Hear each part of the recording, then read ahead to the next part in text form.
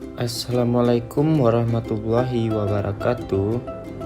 Hai teman-teman, di sini saya akan membahas tentang jarak, kecepatan, dan waktu.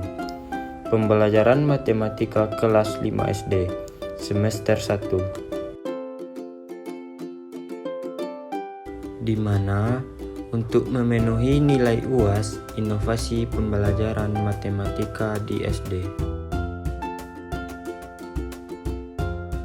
yang dibuat oleh Miftahul Khairusyah, NIM 2020023, Pendidikan Guru Sekolah Dasar 5A, Dosen Pengampu Ibu Vivi Puspita MPD. Kompetensi dasar 3.4, menjelaskan perbandingan dua besaran yang berbeda dalam kurung kecepatan sebagai perbandingan jarak dengan waktu, debit sebagai perbandingan volume dan waktu. 4.3, menyelesaikan masalah yang berkaitan dengan perbandingan dua besaran yang berbeda dalam kurung kecepatan dan debit. Indikator 1. Mengenal satuan kecepatan, jarak, dan waktu. Yang kedua, menjelaskan kecepatan sebagai dua besaran yaitu jarak dan waktu. Yang ketiga, menyelesaikan permasalahan terkait kecepatan, jarak, dan waktu. Tujuan pembelajaran. Yang pertama, siswa dapat mengenal satuan kecepatan, jarak, dan waktu dengan tepat. Yang kedua, siswa dapat menjelaskan kecepatan sebagai dua besaran yaitu jarak dan waktu dengan benar. Yang ketiga, siswa mampu menyelesaikan permasalahan terkait kecepatan, jarak, dan waktu dengan benar. Nah, teman-teman pasti udah pernah dengarkan yang namanya jarak, waktu, dan kecepatan. Ketiga hal ini sering banget dipakai di kehidupan kita sehari-hari. Kali ini, kita akan membahas cara menghitung jarak, waktu, dan kecepatan dengan rumus yang mudah. Yang pertama, pengertian jarak. Jarak adalah angka yang menunjukkan seberapa jauh suatu benda berubah posisi. Satuan SI dari jarak adalah meter, tapi satuan bisa berubah tergantung pertanyaannya. Kalau kita tahu beberapa kecepatan dan waktu tempuh suatu benda, kita bisa menghitung jarak tempuh benda tersebut dengan rumus jarak sama dengan kecepatan kali waktu. Contohnya, Messi berlari dengan kecepatan 10 km per jam. Jika Messi berlari selama 2 jam, berapakah jarak yang ditempuhnya? Untuk menjawabnya, tentukan rumus jarak. Rumus jarak kecepatan kali waktu. Kecepatannya 10 km per jam dan waktunya 2 jam. 10 kali 2 sama dengan 20.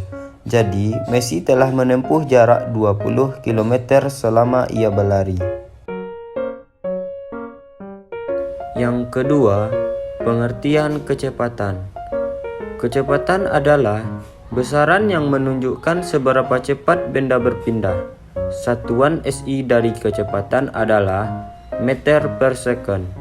Tapi, satuan bisa berubah tergantung pertanyaannya.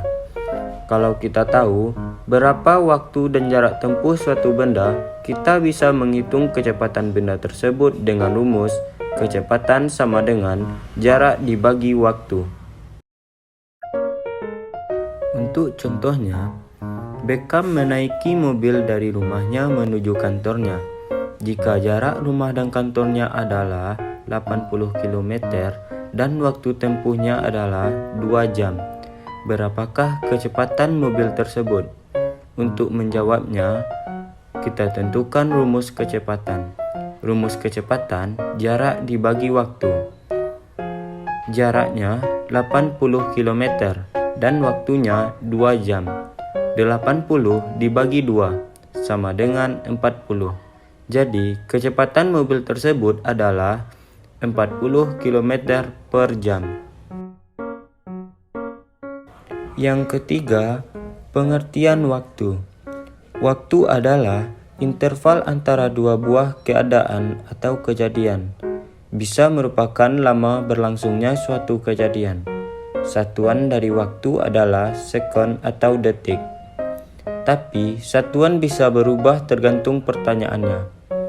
Kalau kita tahu berapa kecepatan dan jarak tempuh suatu benda, kita bisa menghitung waktu tempuh benda tersebut dengan rumus waktu sama dengan jarak dibagi kecepatan. Contohnya, Ronaldo sedang berlari di sebuah lintasan yang panjangnya 21 km. Jika Ronaldo berlari dengan kecepatan 7 km per jam, berapa lamakah waktu yang diperlukannya untuk berlari dari ujung ke ujung lintasan? Untuk menjawabnya, tentukan rumus waktu. Rumus waktu, jarak dibagi kecepatan. Jaraknya 21 km dan kecepatannya 7 km per jam. 21 dibagi 7 sama dengan 3. Jadi, waktu yang diperlukan Ronaldo adalah 3 jam.